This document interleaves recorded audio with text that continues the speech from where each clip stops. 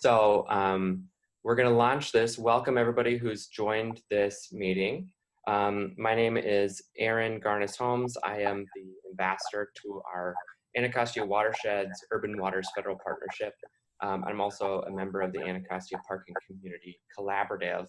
I'm just going to play sort of the technology guy here to kick us off, and then hand it over to the esteemed ladies who will walk us through our meeting today. So we're using this Zoom platform, and so I just want to make sure that everyone knows how this works. It's not really a sort of a webinar where there's just one screen. It's more like a Skype meeting where everybody's screen can pop up. So, and it should automatically be showing you whoever is making the most noise. So it goes to whoever's talking. So make sure that you've muted yourself. And if you don't want your video to be shown, make sure that you've muted your video. That'll help make sure that it gets focused on the presenters who are talking and the few slides that we want to share. So thank you everybody for joining. With that, I'm going to, oh right, and one reminder for also Zoom is you can go to your little bar along the bottom, and there should be a chat button, and if you don't see it, there might be a little settings button that says more, and then you can click chat. Throughout this whole thing, feel free to submit your questions there, and or notes, like Steve Coleman is telling me that the sound is not great. That's not the microphone. Okay. Which we will try to fix as we go here, but luckily we won't be talking that much from this computer. It will be Marianne. So with that, I'm going to hand it over to Akima Price to launch this. Yeah, so the echo in the background might be due to somebody not having their microphone muted, and they may be hearing audio. This may have been picking up as a mic. Oh, maybe. Everyone should just essentially make sure that their microphone is muted, just so we don't have any feedback. And we will mute ourselves in a second too, in case that's it. So, Akima, you want to kick us off here? Sure. Okay. All right. So thank you guys for joining. This is the third of our kind of four-part series we've done with some capacity development efforts. The first one was a webinar, so we're kind of revisiting that medium. And today we have a esteemed colleague of mine and one of my favorite people, Dr. Marianne Krasny, on the line here to present. And she's going to be sharing with you something she has kind of taken the lead on building out, which is something called Civic Ecology, which is an interesting practice that I think we do inadvertently, but maybe have not been aware of the technical term and all of the international work that she's doing around this. So I thought this might be a great way to loop her into this work. And so let's see, how do I make this move, Aaron? And so most of you on the call are very familiar with what we've been up to. As far as this meaningful engagement series, and if you don't, I am the Anacostia Community Liaison with the Anacostia Park for the National Park Service, but I'm contracted by the National Park Foundation to do this work in sort of a larger effort of building a friends group for Anacostia Park. And as many of you know, relationships are the core of any development of any type of program, or especially a friends group. And so I've been working to develop relationships with innovative partners that can help us use this park or promote this park or engage people in this park in meaningful ways. So it's not just about raising money for federal money to help a federal park and make the park nicer for the world, but instead, how can I, living, not far from this park, struggling with employment or just depression, how can my engagement in this park be twofold and benefit me? And so kind of that's what our frame is when we say meaningful engagement, engagement beyond just the idea of helping the planet. More so engagement for helping us help people help themselves through the planet, because as many of us know, the planet is going to live well beyond us. And so this is just a little background on the meaningful engagement cohort. We brought together a group of these organizations to grow their capacity to meaningful engage community members near Anacostia Park, improve the visitor use and enjoyment education within Anacostia Park, expand the park's existing network of partners, and then kind of improve those partners' abilities to collaborate and provide programming activities. And so, a common thing goes with this, people like Ward 7 and 8 being hard to reach. And with those being our primary residents next door to the work we're doing, this was going to be a mutual opportunity for these partners to not just engage with these, but build their own relationships. Because a lot of times, especially as an African-American woman, people always come to me wanting me to make connections with African-American communities.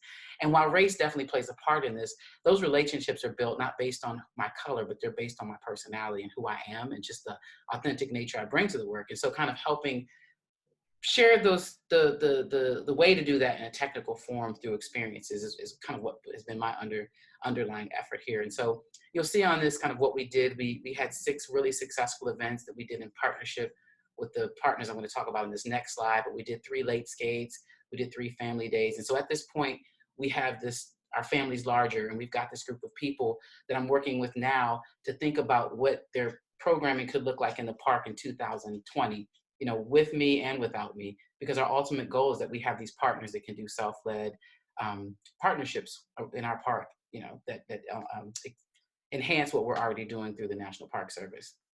Because the Park Service obviously cannot do everything, and none of us can do anything by ourselves. And so this is a sample slide with not a sample slide, but a sample of some of the people that we've been able to attract to this work.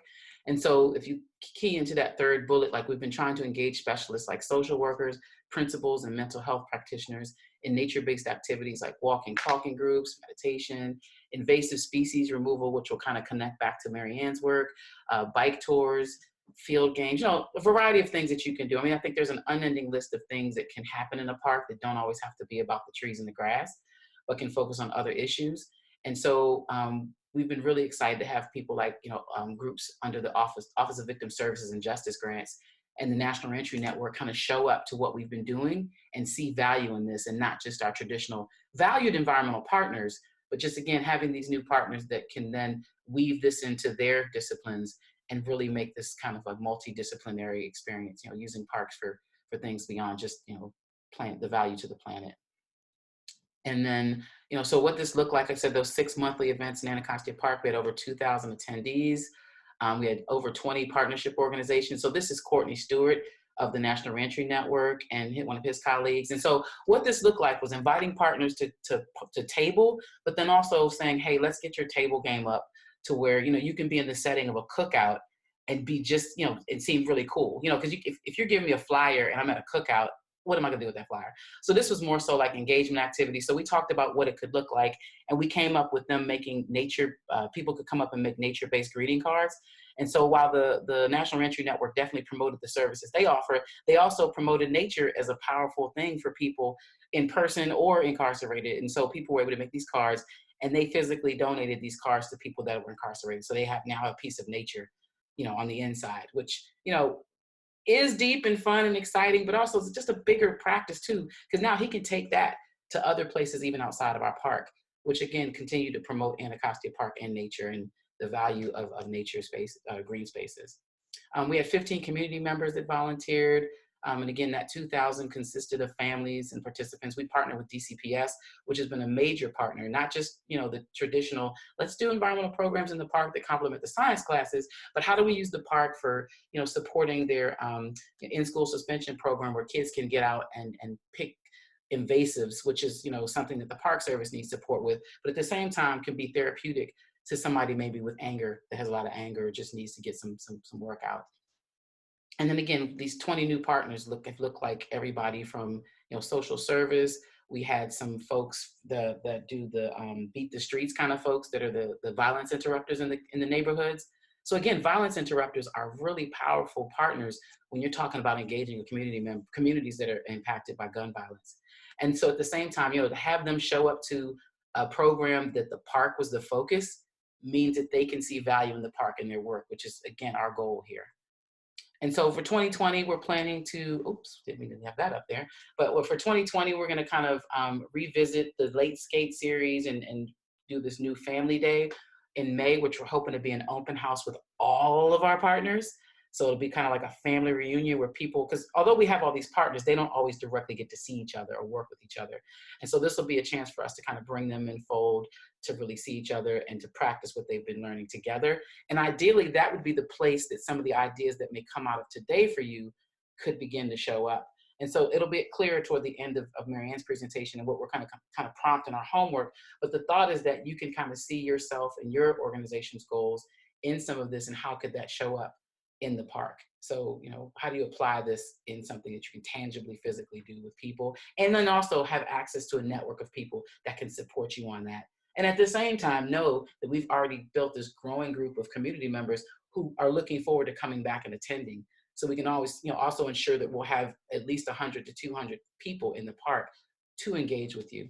And so this webinar will be followed up with one in April that will kind of also, it'll be instead be in person in partnership with the Park Service, where we're also kind of getting really technical about like the permitting process and like what are those underpinnings of partnership with the Park Service, and not just how to do it as is, but how can the Park Service, give some constructive feedback on how the Park Service can shift some of their in-house things to be more accessible and to kind of fit in better alignment with true partnership. And so, yep. So with that said, now I want to kind of cue it up for Dr. Krasny. Again, as you know, she's from Cornell University. She founded the Civic Ecology Lab. She's an amazing person who's really been dedicated to this work. And she was she put me in a position of power back in 2010 to be a leader on this national grant, because she kind of believes in this work and the value of spending time at this intersection of social and physical environments. And so, Marianne, you want to take it from here? Thank you, Akima. Always good to be able to work with you again. So I'm gonna, let's see. You have to stop sharing your screen before I can share my screen. Okay. So I'm gonna share mine.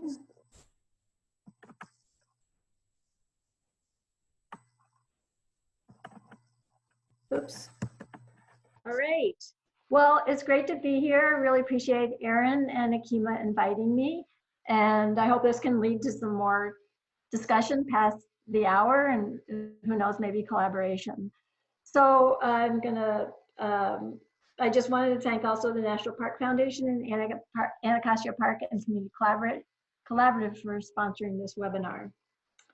And I will be talking about civic ecology today. So I'm gonna start right out with the civic ecology origin story and tell you how we came up with this term. So back in the late 1990s, my position here at Cornell, I have a lot of outreach or extension responsibilities. And I was supposed to be working with the youth program and basically working with youth, formal and non-formal educators. And the subjects are anything to do with the environment. So back then, a lot of people were interested in composting, and I'd heard that there was this really cool composting system in a community garden in the Lower East Side of Manhattan. And so this is the open road garden. I went down there and it was really impressive. They had this composting system that's inside that greenhouse that they were using to heat the greenhouse and grow plants. And on one side of this this garden, on the right side, that building was being used as a school. And on the left side, you can see the little spire there on that building. It was being used as a mosque by Bangladeshi immigrants. And so you'd go into this garden and you would have school children and they're working in this greenhouse. And then you would have the Bangladeshi immigrants, and they had raised bed systems. So raised bed, they build some out of wood and soil, some raised beds, and they were growing essentially an intercropping system that they would have grown in Bangladesh. So they had pigeon peas and amaranth, so they had a legume and a grain, and then they had marigold to repel nematodes, and they had flowering coriander to attract beneficial insects. And I thought, well, this is like really, really cool, because my goal is really to teach young people about environmental sciences, and in this specific case, I was looking at ways to teach composting. And here we had a place right in a very densely populated neighborhood in Lower Manhattan where young people could come out and they could learn from their teachers or from a nonprofit organization, but they could also learn from local people learning in the neighborhood, like these Bangladeshi immigrants who had their own type of more practical knowledge. And so we started this program called Garden Mosaics. And the whole idea was that young people in after-school programs, summer programs, they would go into community gardens they would learn from the community gardens, such as this gentleman on the right. And they would also learn from more trained educators, such as the woman there with the white shirt. And through Garden Mosaics, we provided a lot of educational materials, including little, we called them science pages that the educator could take out into the field, so that, for example, if the gardener talked about soils, we would have a really nice handout on soils where the students, the young people, could learn a little bit more about soils from the scientific point of view as they learned about the soil practices from the gardener. Many of the gardeners having been farmers before they moved to the city or other cities across the US. And so whenever we traveled around the US and other countries, we would try to always find community gardeners. And one thing we noticed is that a lot of times people in these gardens, they were immigrants or refugees, and they were really using this gardening as a sort of way to heal or a source of resilience. We also noted that after 9/11, I don't know if any of you have been to the formal memorial, the 9/11 memorial, but you know probably, regardless, that took years and years to build. But right after 9/11, people were spontaneously expressing their grief. And one way they could do this was by planting small little gardens in median strips or planting daffodils in existing community gardens.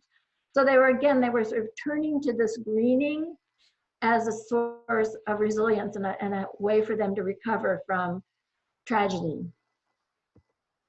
So then I can't remember what it was, you guys probably do, but it was 2006, I think, Hurricane Katrina struck New Orleans.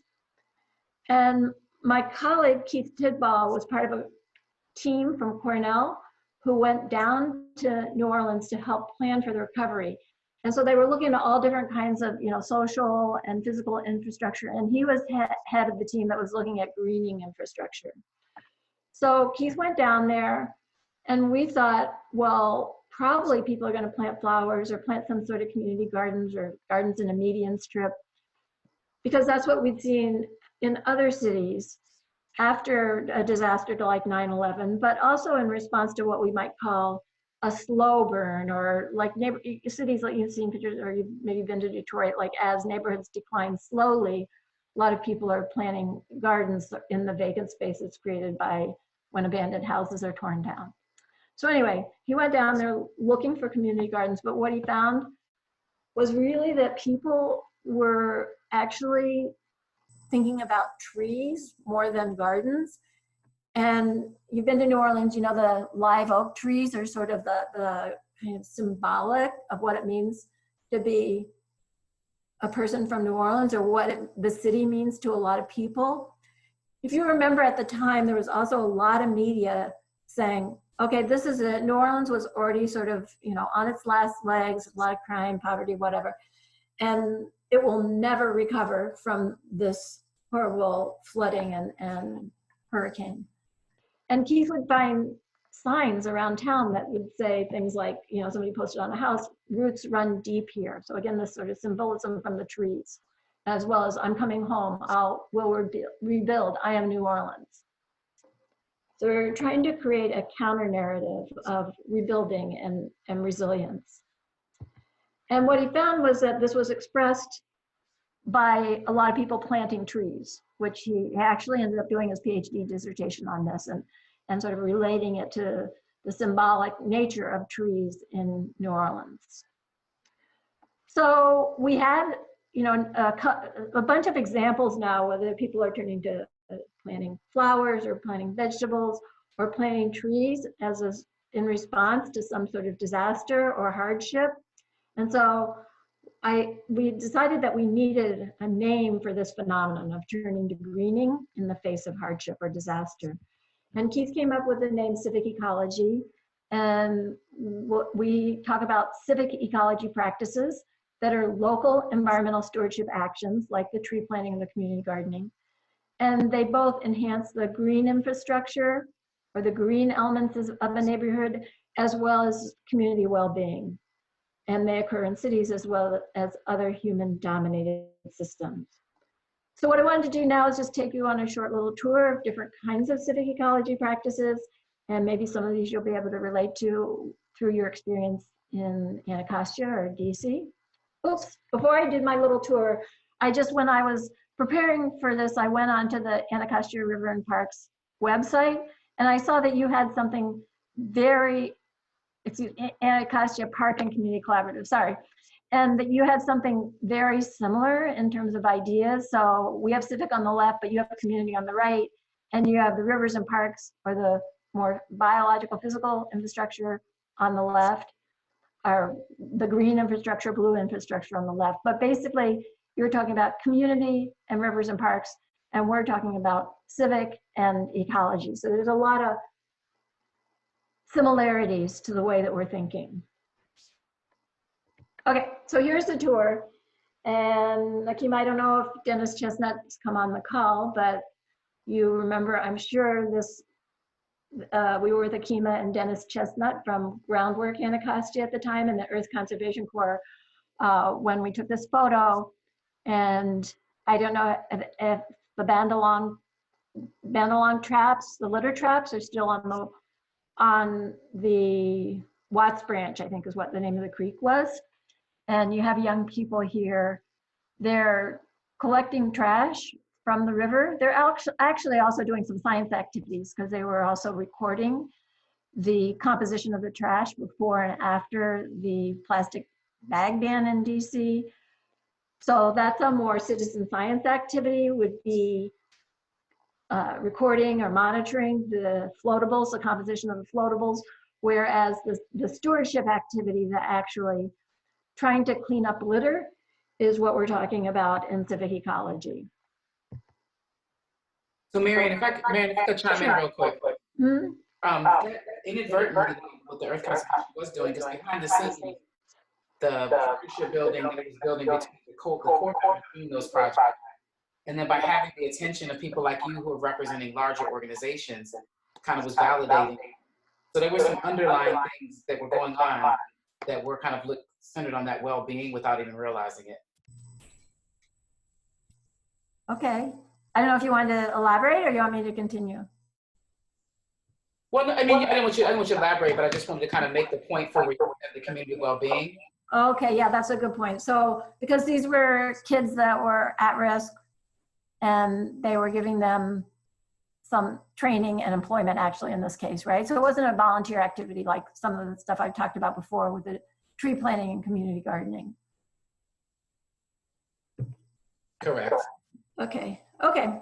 So this next one, I don't know if any of you have seen these boats.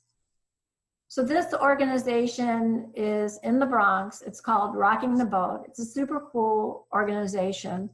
They actually, I like to think of it as the organization has waterfront property along the Bronx River. And they're called Rocking the Boat because originally they were a boat building or a woodworking program.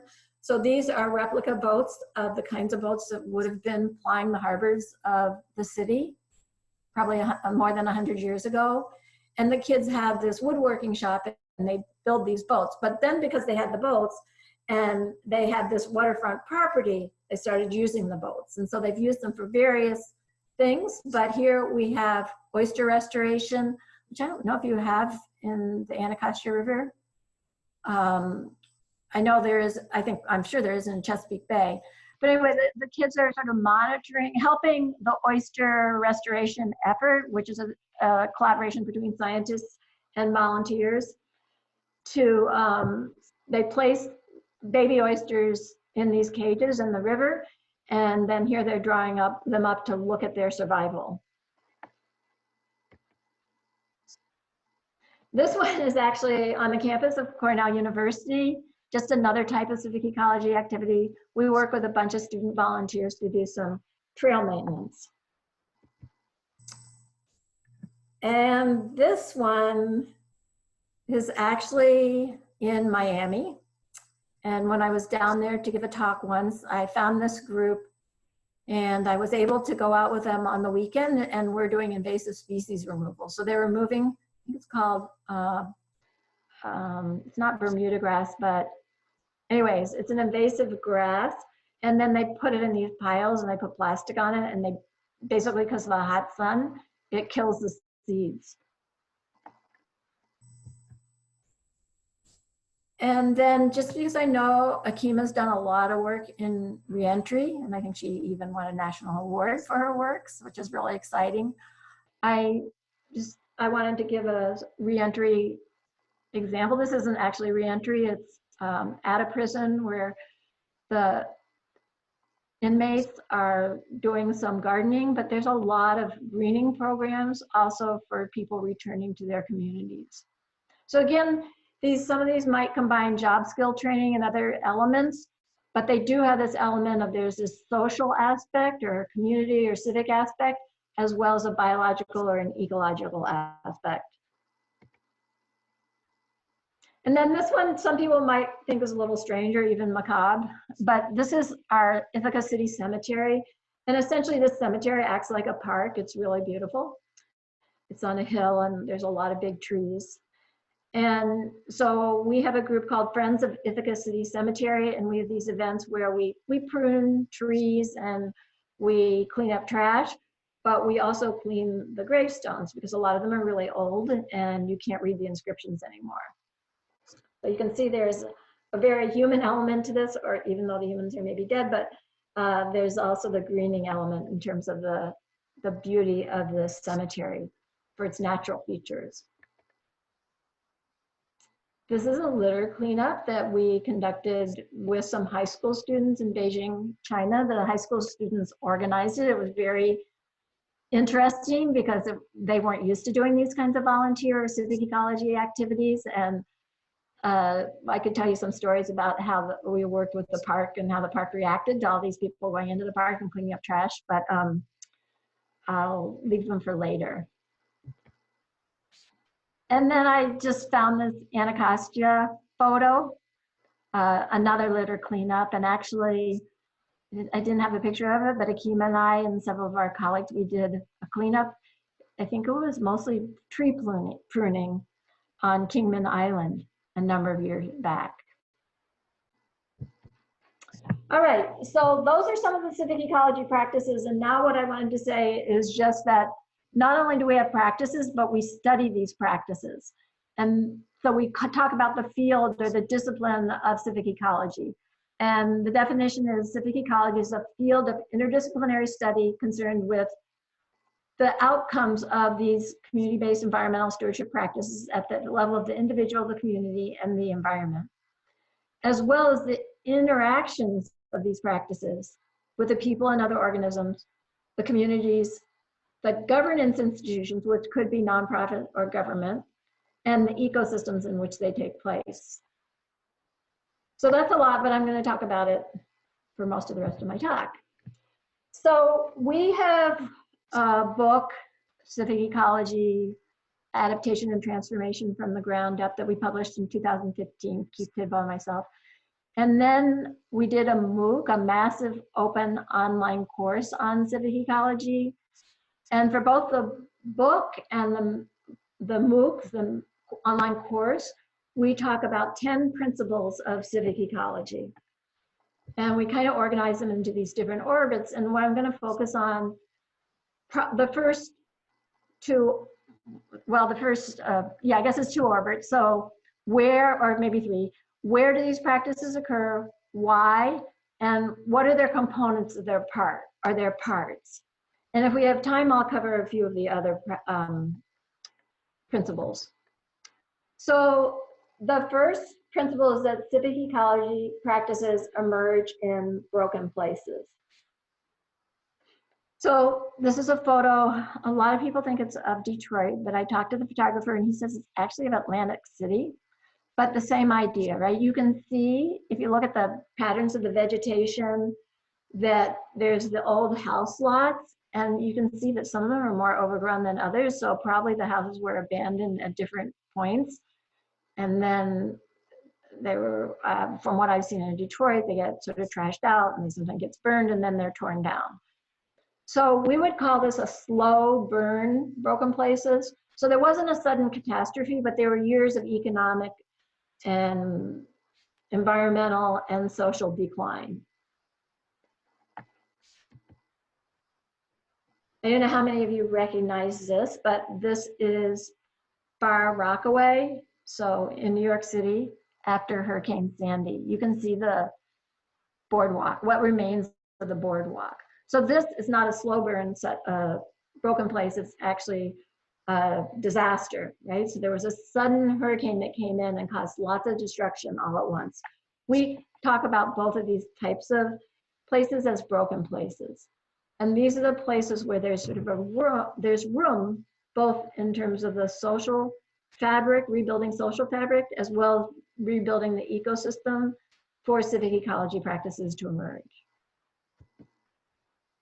So our second principle is why, and that states that because of their love for life and love for the places that they have lost, civic ecology stewards defy, they reclaim, and they recreate these broken places.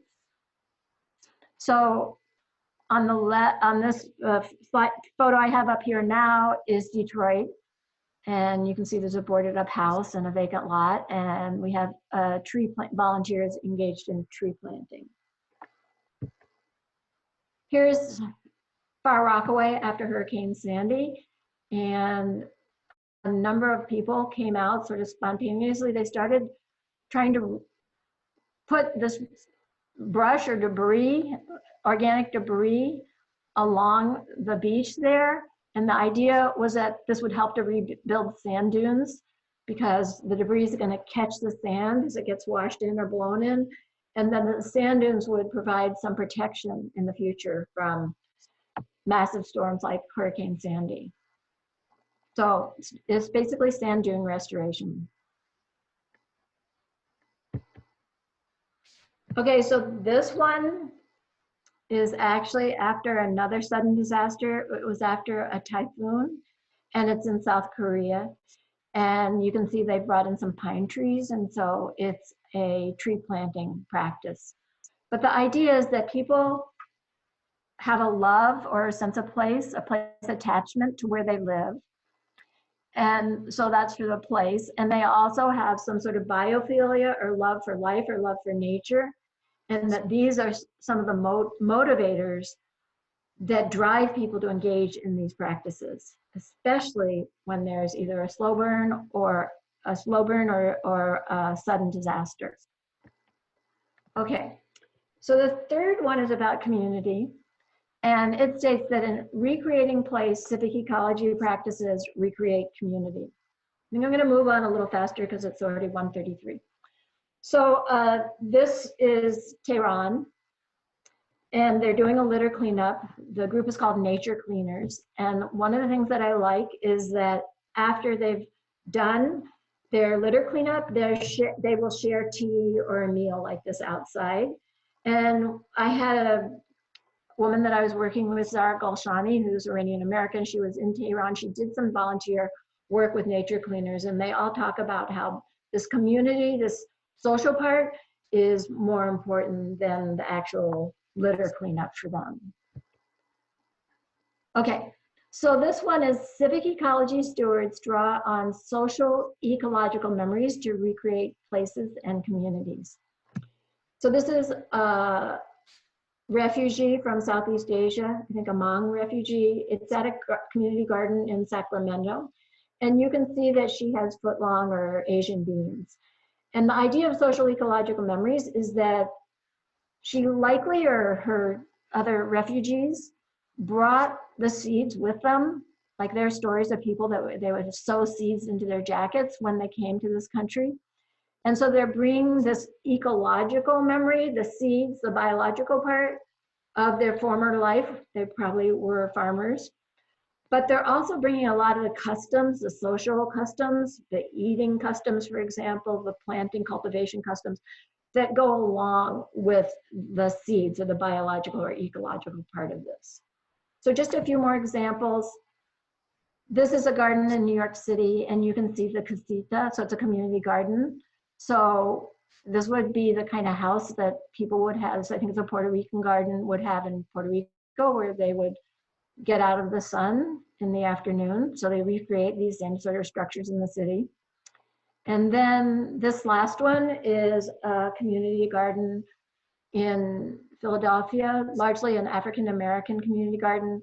And they've recreated this really nice mural of a more rural scene. So many of the people in this garden, either they or their parents would have grown up in the rural South and been also farming communities. Okay, so another example, I don't know if you've read the book History on the Half Shell by Mark Kurlansky. The whole idea of this book is that in New York City in the 1800s, oysters were so popular that they were sold on the streets. They were like 6 cents for a dozen or whatever. And that when you'd go to New York City, people would say, you know, enjoy the oysters. They were just like trees in New Orleans. They were kind of symbolic of the city. And so I mentioned the oyster restoration project earlier. He is not rocking the boat, but an older gentleman that's involved in the oyster restoration project. And just to sort of bring out that idea of memories, we used to have the largest population of oysters, and we no longer have that. To me, that's almost like cutting out the liver from the human. And if we can rejuvenate the oyster population and bring back some life to the East River, then I think that says a lot for our own population. So kind of remembering either through reading or maybe even experiencing, if you're old enough, how common oysters were and how much they were part of daily life, and then trying to build them, bring them back as a motivation for civic ecology practices. So I was going to do a chat box thing, but I don't think we have time. But maybe you can just ask yourself if you can think of social ecological memories people might have that they might be trying to recreate along the Anacostia River. And I have an example. I don't know if you all agree with me, but you're probably familiar with the Seafarers Yacht Club, which was one of the earliest African-American yacht clubs in the US. I think they had to get special permission from, I think it went all the way up to Eleanor Roosevelt to be able to build it. And because of racial discrimination at the time. And so here you have a photo of Charles Bob Martin, 87, the longest standing member of the Seafarers Yacht Club along the Anacostia in Washington, D.C., founded in 1945. And then you have one of the seafarers captains saying, this is everyone's Shangri-La. Once you find seafarers, it seems like you want to be part of seafarers. Just being by the water, just being around people, somebody that looks like you. So, you know, there was the physical infrastructure of the yacht club, but it was also a lot about being on the water and nature. And if you go online to where I got these photos, I have the link there, but I could share it if anybody was interested. There's also people that are holding oyster, what do they call them? Like oyster barbecues, or I'm not sure, but anyways, you know, oyster feeds or whatever, sort of remembering also not only the boats and the rivers, but also the oysters, so the biological part. Okay, so the next one is civic ecology practices provide ecosystem services. And the idea of ecosystem services is that services are provided by nature to humans. And so if you could see on the right off this slide, there's a parking lot. And so these are youth in the Bronx. This is actually rocking the boat again, and they're building this bioswale garden. And the idea is that they're providing the service, the ecosystem service of filtering the water and filtering the pollutants out before it flows into the Bronx River. I have a bunch of slides about how these practices foster well-being. I really like this one because it's multi-generational, but this is the Brooklyn Bridge Park, Friends of Brooklyn Bridge Park, and they're helping with landscaping. So this is a stewardship practice in Australia, and I like this idea of well-being, sort of being your mental well-being also. And this particular practitioner or steward says, I said to my son, I'm not leaving you anything in my will. I'm leaving you a better environment. So there's a whole idea of leaving a legacy for those who come after us as part of feeling good about ourselves, especially when we're older. This is what we call forest bathing, or taking a walk through the woods. And it's a term that's used in Japan, or a concept from Japan. And there's been a scientific study on forest bathing. And what they did was they measured the cortisol concentration in people's saliva. So cortisol is a hormone that the concentration goes up when you're stressed. So a lower level of cortisol means you're less stressed. And so you can see on the left-hand side, they had people that viewed the forest but didn't go for a walk, and then just viewed the city. And so those that viewed the forest had a lower cortisol level, so they were less stressed, they reduced stress. And then a similar pattern for going for a walk or forest bathing.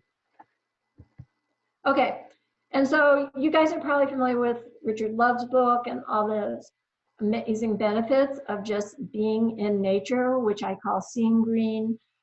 But the point of civic ecology is that there's all those benefits, but if you're actually doing stewardship and you're improving your environment and your community, that there's also additional benefits like social interactions, therapeutic benefits of seeing green, and also of contributing to the community and leaving a legacy. Things like self-efficacy, feeling as if you can make a difference, and empowerment. I think this is the last part, when I had that orbit on the different parts of civic ecology, and this has to do with opportunities for learning. So this again is a gardener. He's in Harlem and he grew up in the South, and you can see that he's growing cotton. So his name's Willie Morgan. I don't know if he's still living because this was probably 10 years ago when we took this photo, but I asked him, why is he growing cotton in Harlem? And he said, because he really wants the children in Harlem to have some sort of understanding of what life was like for their ancestors. And I think I'm going to skip over this one in the interest of time. So sorry about that. But because I did want to just get into two last principles, because I think they're very relevant to Anacostia and the work that you all doing. So the one is the governance, and we have a new book. It came out, well, not that new anymore, 2018. And so the whole point of this book is that, okay, it's really nice to have these tiny little oyster restoration projects or invasive species removals or litter cleanups, but what difference do they make broader than that little patch of land that you might be, or that little group of people that you might be enhancing? So that's why it's called grassroots to global. So the very small practices, do they maybe even have some larger global impacts, and the subtitle being the broader impacts of civic ecology.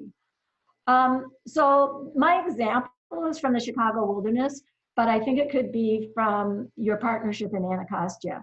So the idea here is that Chicago wilderness is actually a network or a partnership of, at least last time when I looked, over 350 small community organizations, nonprofits, and government organizations, and I think even some businesses.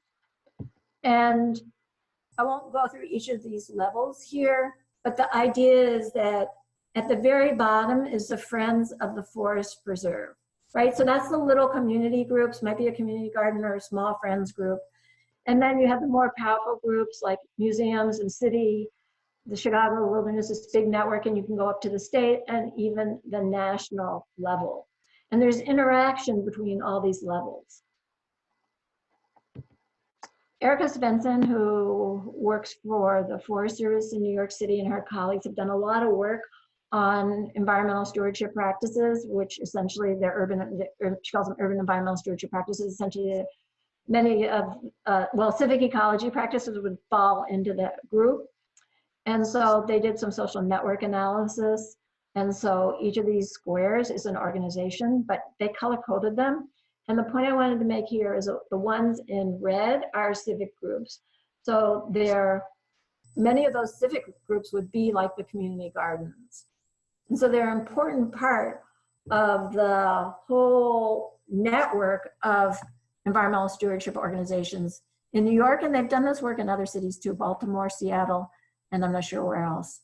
So, and then they had another slide in their paper that shows the organizations that had the most connections with other organizations. So this means they're probably communicating more frequently with more organizations.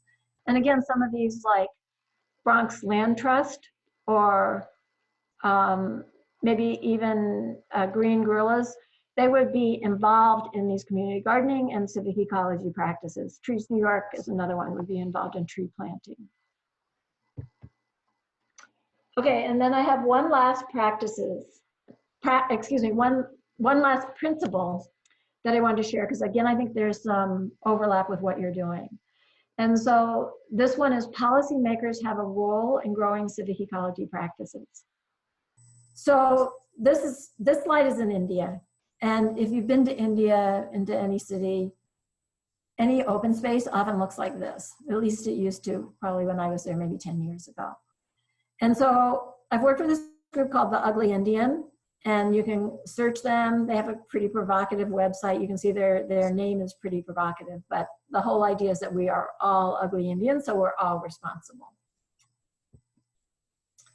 And what they do is they organize these things called spot fixes. They're 3 hours long. It's really interesting because they try to go by traditional, I guess, Hindu or Gandhian practices in India, and nobody can talk during these cleanups, which I think is interesting because the whole point for me of a lot of these practices is that people are talking and sharing stories, et cetera, like if you're working in a community garden. But anyways, they don't allow talking, but they convert an area on the left to a space that looks like what's on the right. This is the same space. So in 3 hours, they make this conversion. It's very cool. And one of the things they do is they try to pick their spots strategically, like near government office buildings, because they think the government should really be taking care of the spaces in the city, and they're not. So they try to embarrass the government.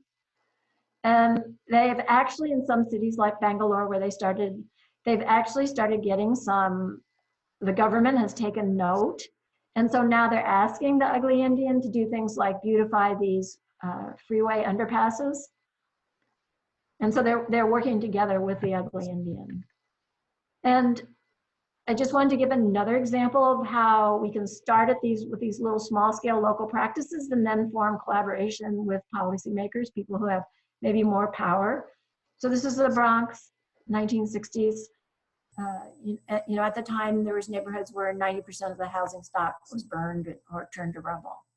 And also the river was apparently just really disgusting. I mean, I have read that you could hop across the river, sort of hopping from one dumped washing machine or dumped car to another, and you could get across the river.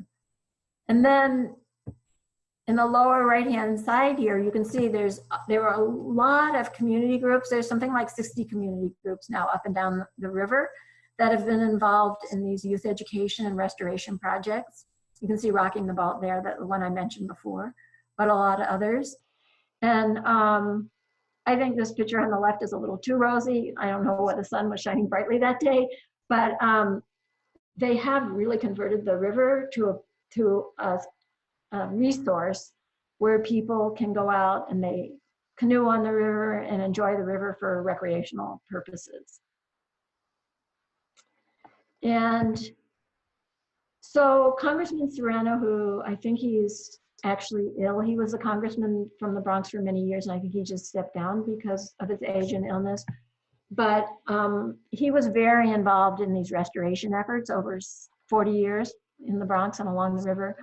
And I love how he articulates what happened. He says, we created a movement. We started out just cleaning up the river, but we created a movement. Okay, so I think we still have, not so much time for questions as I would have liked, but I just wanted to say that we have books. We have not been offering our online course lately, but if people are interested, we have a YouTube channel with all the lectures from that course. They're really short lectures, like 6 minutes each, that would cover these principles. And I just wanted to thank you all, and especially to thank Erin and Akima. So I think we have about 10 minutes for questions. Thank you so much, Marianne. That was great. I think it says a lot that you used a lot of examples from Washington, D.C. in your presentation. So kind of like I alluded to earlier, I think we've inadvertently been doing civic ecology in D.C. And I am hoping that we can contribute to your sort of national work around this, because I know you share this with people in a lot of different countries. But how can we kind of show examples of maybe not, weather disasters, but more so like social disasters, like, gun violence. And I was even sharing with you like the issue around human trafficking. I know some of these seem like very abstract to environmental practices, but I really believe that there are meeting points between how we can use nature-based experiences and or, stewardship or, any type of practice with the green spaces to kind of support those cares for the community. And I don't want to get specific on here, but the opportunity for the folks that are listening, we are going to assign somewhat of a homework assignment to you, where we're going to kind of ask you to, one, after digesting what Marianne has presented, we will have this slideshow available to you to kind of look at it again and share with other folks. But one, do you agree that what you're doing falls in alignment with civic ecology? But then how do we bring civic ecology into Washington, D.C.? Like, what, other than us kind of thinking about how we're not necessarily directly relating to weather disasters, but how can we make our mark and present our work in future incarnations of civic ecology for other cities that are kind of dealing with the same things we're dealing with? And then, also, what would this look like? What could this look like in practice? And obviously baby steps, because some of these may be larger projects, but for 2020, how could we collaborate in terms of myself and the APAC network and or Erin specifically, but how can we support you and some of your ideas in manifesting projects in Anacostia Park and or just the Anacostia Greenway that again echo the principles that she just shared, those underlying principles of civic ecology. And so it looks like, Marianne, we did get some questions from the group. We've got R. Gray. I think people can see it, but I'm going to ask it to you. Biophilia, loving nature, is a vital part of civic ecology, but a lot of folks today are quite disconnected from nature. So is civic ecology mainly involving the choir? Thoughts on how to get people involved who do not think about rivers, trees, and plants. So real quick before Marianne speaks, I asked a similar question to Marianne back in 2015 when I was working at the DC Promise Neighborhood Initiative, because it was my understanding, and even with these MOOCs, like these are people that have access to the community, have access to computers and the internet, and may already have a folder for like the academics behind this work. And then also the people who are showing up to help in the face of these disasters don't live in those communities. Like those broken people were broken before this experience. So she has made a space for us because I think we're still figuring that out. I don't think civic ecology is just mainly involving the choir. That's what we're trying to do now, is kind of expand this to have a more diverse choir. Because I agree with you, R. Gray, it's really easy to, the people that get it to come in and do this, and or they have the resources or just the academic understanding of how to physically restore a place, but like, how do we engage people that aren't those traditional folks? So I'm going to shut up now, Marianne, and let you, if you remember the question, kind of speak to that. I can see it. So thanks, Akima. Yeah. So, I mean, I feel like one of the beauties of civic ecology is that I don't have to sort of go out and try to convince people anything, but maybe that's also because of my position at Cornell. But really what I'm doing is supporting people who are already doing this stuff. And I don't think, yes, I mean, these are very neighborhood-based activities. So if the neighborhood is gentrified, then you're going to see more upper income people in these community gardens, for example. And in the Lower East Side, the first community garden I ever visited, when I first went there in the 90s, it was a very different community than it is today. And the community gardens back then were you saw Bangladeshi immigrants, or I mentioned them. And I don't think you would consider Bangladeshi immigrants or refugees as part of the choir. and you have you would have Puerto Rican gardens. They express the neighborhood. So if the neighborhood's more wealthy, as Lower East Side is now, these gardens have really changed. They used to be more vegetable gardens. Now they're more like little parks, like pocket parks almost, which meets the needs of wealthier current residents. But, you know, I mean, the beauty of it is I feel like I can go to any neighborhood, like that refugee neighborhood in Sacramento, or I could go to Detroit, and there's going to be people of all backgrounds and that are engaged in these activities because they're right in their neighborhood. Yeah, it's true. A lot of people might not care, but I don't know if Dennis is on, but I remember Dennis Chestnut telling me once that, you know, he got fed up and he started cleaning the sidewalk on his block. And then his neighbors saw that he was doing it and asked him to come and clean their block. And he said, no, you clean your block. So people will also see other people doing it, and they might mimic them or copy them or want to get engaged themselves. And I guess the last thing I'd say is that I think, you know, Kima and some of her colleagues that I've been able to have the privilege of visiting, like Xavier Brown in DC, you know, they're doing this work and they're involving people in the community.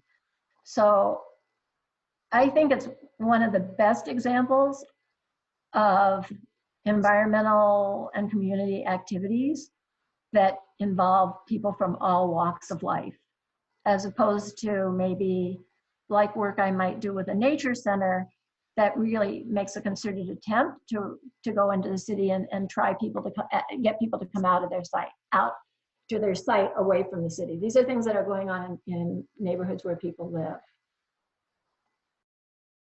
Thank you, Marianne. We also have a question from Stacia Turner, who is from the Conservation Fund. And Stacia asks, what is one of the best practices in authentically supporting community ecological memory or supporting overlooked traditions in civic ecology? Great question, Stacy.